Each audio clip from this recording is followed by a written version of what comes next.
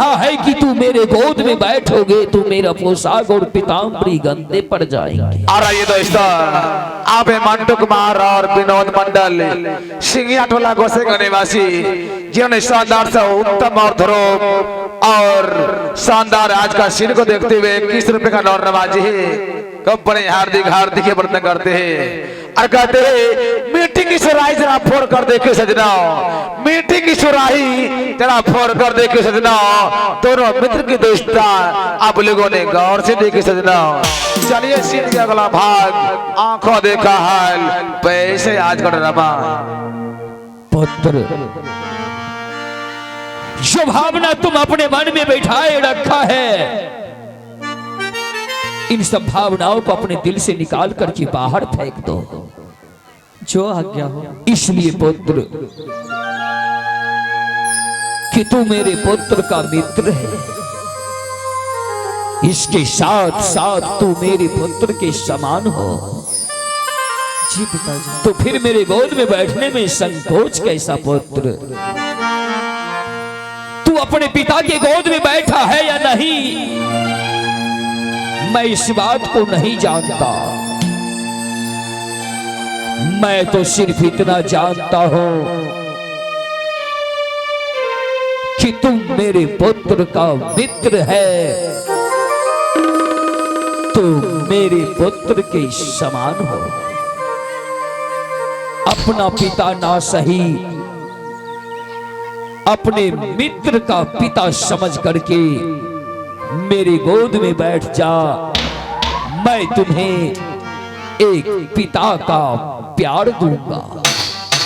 आहो या जुदी ना हो आओ पुत्र मिलल ही हो बाबूजी,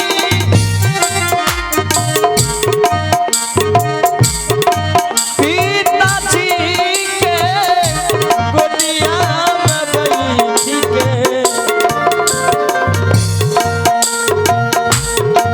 पिताजी के हो गोदिया में बैठला,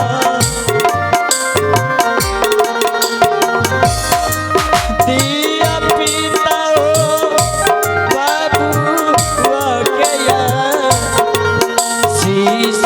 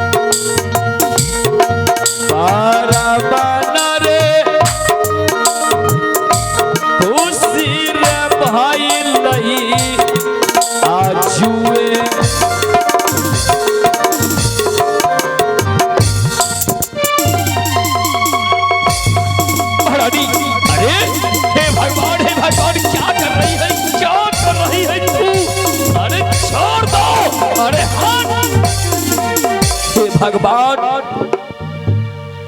पागल हो गई है महारानी तू। स्वामी जी मैंने पहले आपको बता दिया था कि उत्तम के सिवा आपके गोद में दूसरे का बच्चा ना बैठे, फिर आप क्यों बैठा लिए? हे भगवान दुनिया सुधर गया लेकिन मेरी महारानी जहीं के तहीं रह गई। स्वामी जी ये क्या बक रहे हैं आप? Shut up! अरे चंडाली तुम्हें पूछना चाहिए कि ये लड़का कौन है जो आप इसे गोद में बिठा लिया। मैं तुम्हें बताता उसके बाद तू इसे मारता और पीटता। आखिर कौन है ये लड़का? जानना चाहती है तो कान खोल करके सुनो। सुनाइए। उत्तम को मुझसे पूछे बगैर शिकार के लिए जंगल भेज दिया। हाँ, जंगल में एक शेर के ऊपर ये बांध चलाया, इसका वाड़ काम नहीं किया। वो शेर इसके ऊपर टूट पड़ा, डर के मारे ये चिल्लाया मुझे बचाओ मुझे बचाओ। और ये लड़का भगवान का भक्त है, इसका तिलक देखो,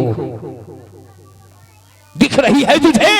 दिख रही है। ये भगवान का गुणगान कर रहा था, उत्तम कुमार को बचाया और बेटा उत्तम इसके साथ दोस्ती किया है। आ रही है दोस्तों आज की रात आप लोग नाटक देख रहे हैं, जिनके श्राद्ध एवं सब पेंटे के शुभ उपलक्ष्य में आज का अभिनय हो रहा है। भक्त ध्रुव बनवास, उनके नाती जी आप है दिल खुश कुमार और मन खुश कुमार, जिन्होंने शानदार से 51 रुपए का डोर नवाजी है। कंपनी हार्दिक हार्दिक अभिनंदन करते हैं और कहते हैं श्रृंगार देखा ना दुल्हन जैसा, दर्द देखा ना बिरहन जैसा। श्रृंगार देखा ना दुल्हन जैसा, दर्द देखा ना बिरहन जैसा। दर्द तो आप लोगों ने बहुत देखा, ना देखा दर्द बच्चे ध्रुव के जैसा। आइए सीन की ओर। महारानी स्वामी ये लड़का तुम्हारे बच्चे का प्राण का रक्षा किया और तू उसका ये सिला दिया। स्वामी जी मुझसे गलती हो गई स्वामी, महारानी मुझे माफ कर दीजिए स्वामी। मानव को कोई भी कदम बढ़ाने से पहले कुछ सोच लेनी चाहिए। I am sorry Swami. I am sorry की बच्ची, इस बच्चे को तू हाँ? तो हमरा संग बच्ची ने कहो क्यों एकरा बच्ची बगले बच्ची से हो। शराब महारानी स्वामी इस बच्चे को खिलाओ पिलाओ, एक माँ का प्यार दो ताकि ये लड़का इस बात को भूल जाए। अच्छा तो ठीक है स्वामी, जिस तरह से मेरा उत्तम कुमार मेरा पुत्र है, उसी तरह उसका मित्र भी मेरा पुत्र है। क्यों नहीं, मैं बिल्कुल माँ की प्यार दूंगी। ठीक है महारानी। आप चिंता मत कीजिए। उत्तम हाँ पिताजी। अपने मित्र का ख्याल रखना। क्यों नहीं पिताजी? अपने मित्र को लाया है, अपने मित्र को छोड़ करके कहीं मत जाना। ठीक है पिताजी। क्योंकि तू जानता है कि तुम्हारी माँ बहुत समझदार है। हाँ पिताजी। महारानी में जाओ, जाइए, बाय बाय। मैं दोनों पुत्र से मिलती हूँ, जाइए आप आराम कीजिए। उत्तम बेटा। हाँ माँ। अच्छा तो ये तुम्हारा मित्र है, हाँ माँ। तुम अपने मित्र को अपने महल तक लेके चला आया है। हाँ माँ। अभी तक नाश्ता उस्ता कराया है कि नहीं? अभी तो नहीं माँ। तो खरे खरे मेरा मुंह क्या देख रहा है? अरे अंदर जाओ, किचन में नाश्ता तैयार है, गरम गरम नाश्ता लेकर के आओ। मैं तुम्हारे मित्र को अपने हाथों से नाश्ता कराऊंगी। क्यों नहीं माँ? जाओ जाओ, जाने में विलंब मत करो, जाओ तेजी से। अब तुम बताओ, तुमने मेरे बेटे से दोस्ती लगा लिया। हाँ माँ। तो दोस्ती लगा लिया तो तुम ये नहीं सोचा कि मेरा बेटा एक राजकुमार और तुम एक गरीब, एक भिखारा, फिर भी तुमने मेरे बेटे से दोस्ती लगा लिया। माँ मैंने दोस्ती लगाने से पहले 100 बार सोचा। अगर मेरे सोचने से आपका बेटा अगर लौट कर नहीं आता इस महल में, इस वजह से मुझे आपके बेटे से दोस्ती करना पड़ा।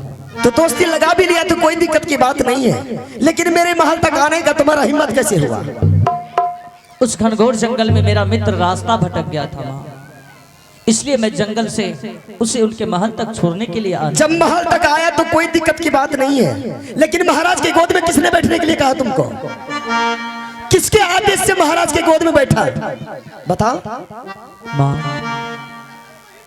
स्वयं महाराज ने मुझे आज्ञा दिया कि जिस तरह से मेरा बेटा उत्तम है, तुम भी मेरे बेटे के समान हो, आओ मेरे गोद में बैठ जाओ। महाराज की आज्ञा से मैं बैठा माँ। हरामजादा, तुम नहीं देखा, तुम नहीं सोचा कि महाराज के शरीर में राजशाही पोशाक पीताम्बरी पहना हुआ है और तुम्हारे शरीर में मिट्टी और धूल, फिर भी तुम महाराज के गोद में बैठ गया। अगर महाराज तुमको कहेगा जो आगे में समुद्र है उसमें डूब के जान दे दो, क्या तुम जान दे दोगे? माँ इस संसार में कोई भी राजा अपने प्रजा को ऐसे आज्ञा नहीं देता है। हरामजादा, मुझसे जुबान लड़ाता है रे, जुबान लड़ाता है,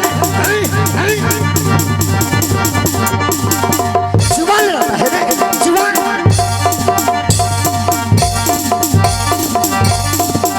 जुबान लड़ाता, चलो उठ, जुबान लड़ाता है रे, जुबान, जुबान लड़ाता है,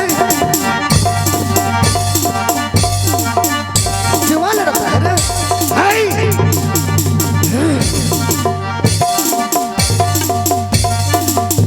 ज्यादा कहीं का मैं छाती का हड्डी तोड़ दूंगी तुझे। कसुराग माया